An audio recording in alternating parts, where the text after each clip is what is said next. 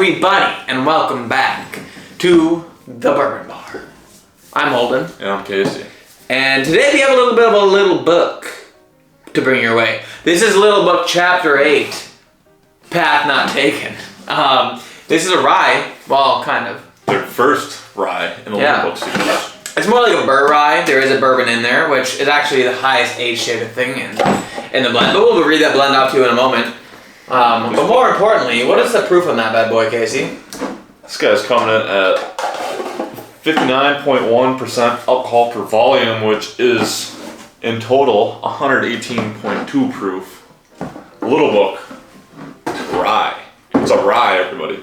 Yes. Well, it's not just a rye. Okay. It has an 18-year-old bourbon whiskey that is a high rye bourbon, and then the rest of them are rye. One of them is an 11-year Kentucky rye, a 7-year Kentucky rye malt whiskey, a 5-year rye, another 5-year rye, another 5-year rye. 2 of them are Pennsylvania, 1 of them is Kentucky, and then there's 1 4-year Kentucky straight rye whiskey. So, there's a bunch of different rye whiskeys in here, 1 bourbon, 1 high rye bourbon, and high age bourbon. So, that being said, I did open this on a live stream if you guys were able to see it, but it has been open now for about a week, and we're going to drink it. This is going to be Casey's first time trying this little book. So, let's pour in the glasses here. I'm excited. I'm excited because I know what this tastes like, and I liked it. And last thing I tasted and liked, I tried again, and it was twice as good as I remembered. So, that being said, let's go ahead and start off getting this guy on the nose.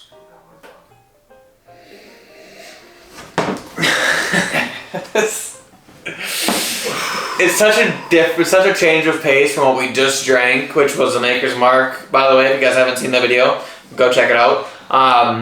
It's a change of pace. This is very, very rye-y. Really, you think so? I mean, think so. It is. Lots of stone fruit on this one. Super, like, peaches or... Peach forward is exactly what I was going to say.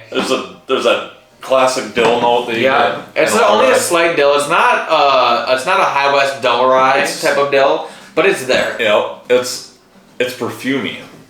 Yeah, it's sweet perfumey. It's like... The age of this is bringing that rye down a peg, but it is still very much a rye. It's basically like a high age. A rye is a feel of what's going on in here. It doesn't smell young at all. It's got 3 5-year ryes and a 4-year rye, but it definitely smells like it's got that age behind it from that 18-year-old bourbon. There's quite a bit of oak in here, surprisingly, with a lot of oak for sure. Rye spice and notes that I'm getting on this. I can get the oak pulls through pretty good. Yeah, there's a little bit of like a butterscotchy note, I think, on the nose here, but... Alright, I'm excited. Yep.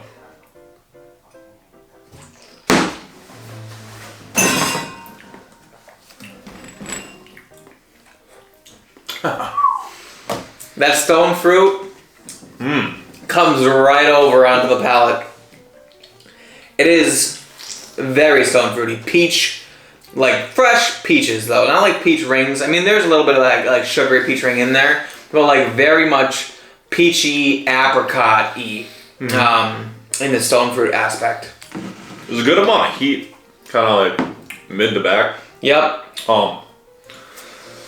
It's almost a little dry.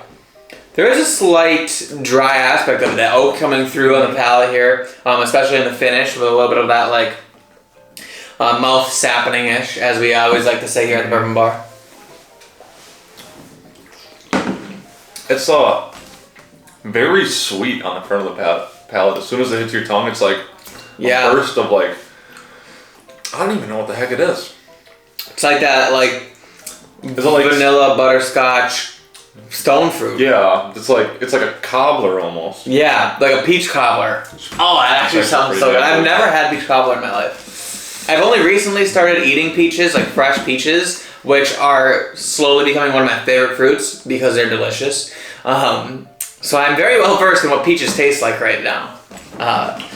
It is very good. This is pretty damn good, yeah. But that being said, We're gonna sit back, review it, and bring you guys some grades. Okay, we're back.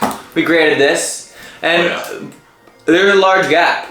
In the history of the bourbon bar, this could be the largest. This might be the largest. But on the nose, I gave it an 88 out of 100. I thought it was fantastic. I actually, for a rye, I mean, you know, guys know I like bourbons over ryes usually, but this is really, really nice. I love the peach note. It's awesome. 88. It's what I got. I did not give it an 88, however. I gave it an 82. I don't know if it's just that like little rye note that I don't like in there, or what. I used to love rye whiskey. I don't know what's turned me off lately, but this is a shock to me even. Too many good bourbons. I've learned that the more you drink good bourbon, the less your body is used to that funky rye. Yeah. Oh, yeah, I gave it an 82 out of 100. Palate, it's a real shocker. This is kind of embarrassing, actually. Give it a 79. There's just a little bit of a rye note that when Casey's on triggered off. I really don't have much else to say about it. It's like after that note's gone, the finish is great. That might have been what saved me. Maybe I should have given it a little bit higher score. But today it's not my favorite. Today is not his favorite, but for me, it's not my favorite, but it's quite good. I gave it a 90 out of 100 on the palate. I thought the palate was great. I liked the sweetness up front with the peaches. I loved this oak and spice coming through in the back end. I liked the rye aspect. I think it was well put together and very well balanced. I think it was very, just like a nice consecutive roller coaster of flavors. Moving on for the value for the money, I gave it an 82 out of 100. Now this is $150 MSRP.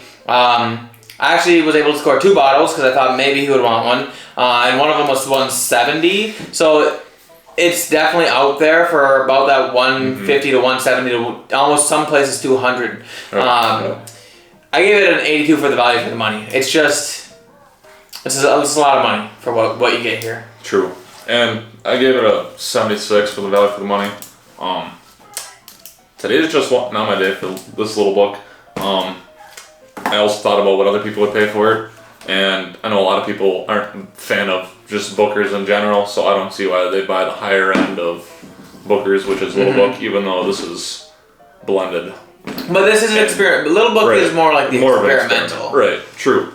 So it depends on the batch. Some people would really love Little Book, and some people might hate it. This is also true. So, in total score, I gave it a 79 out of 100. I guess I really don't have much else to say. I had high hopes for this, and today's just not the day for it, but I'm really hoping that it kind of opens up more for me, or maybe my taste buds come back for a rye. Who knows? Yeah, maybe. And I give it an 87 out of 100. I think it's very well rounded, very well put together bottle. That value for the money score does drag it down a bit. I think it's really good, but 87 is where it stands. That being said, guys, if you like this video, please hit the like button on your way out. Also, if you're not subscribed to the channel, please do so. If you guys want to become members of the channel, it's only $2 or $7 a month. That would help us out tremendously. Just click that little join button by the subscribe button. You guys get exclusive access to content, and you get emojis and a bunch of other cool stuff, so do that. Casey, what do you want to ask the people today? What's your favorite Little Book and why? Ooh, good prompt, good prompt. That being said, we will see you all in the next class. Cheers.